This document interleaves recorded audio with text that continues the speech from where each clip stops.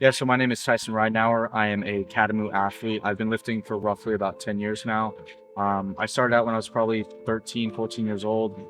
I was a very skinny kid. I was probably 110 pounds, something roughly around there. I started working out because my wife, who at the time was my girlfriend when we were 14 years old, she was so much stronger than me. She was bigger than me.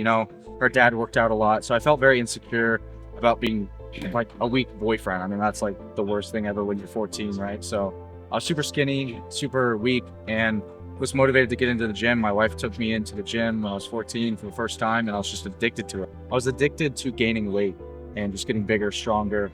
And I was bullied a lot for being, the thinner, kind of weaker kid. And I was done with that, bro. I never had discipline when I was growing up, so the gym gave me tons of great discipline that I never had growing up. I never had that paternal figure that really kind of pushed me to become a better, I guess, better man, right? Like to be more disciplined. So the gym gave me that discipline that I so wanted when I was growing up. Some of my biggest setbacks, one would be getting diagnosed with scoliosis when I was 14 years old.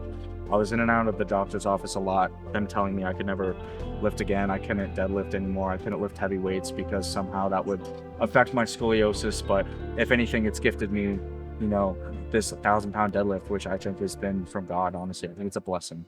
And so this scoliosis I turned into, a career, to be quite frank. I'm like a human deadlift jack with the deadlift. I mean, like my back, so it looks very rounded, but it's actually quite natural.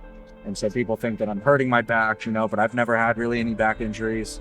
It bothers me from time to time, but I am lifting 1,000 pounds very often. So obviously it's going to bother anyone's back, right? But yeah, I guess I've overcame scoliosis growing up. I was bullied for it quite a bit, having a rounded back and things like that. But I turned it into this gift. So one of the most important things that I learned from growing up is just to stay disciplined, to stay in the gym. And there's so many people, right, that like hit the gym for a month and then they kind of like get out of routine or life gets in the way, whatever that means.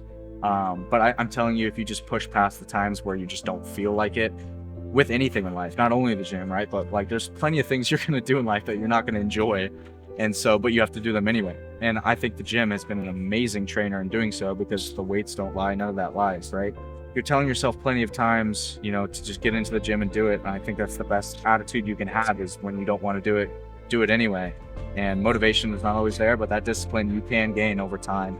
And so I think a super important thing to do as well when you're starting lifting or you're doing weightlifting in particular is get yourself some really good powerlifting gear. And I think Katamu makes some amazing gear, especially their new belts and the wrist straps and lifting straps have been incredible in my journey. I've used the belts and the straps for thousands and thousands of pounds for all of my competitions. That test of their quality, lifting as much as I have been with Katamu. So I think some great powerlifting gear, starting with your deadlift belt or your squatting belt, along with lifting straps and wrist straps, are just incredible to have for your lifting journey. It's very supportive equipment and you can never go wrong with some great equipment, especially when you're starting. You want to keep yourself safe and protect it along your journey. So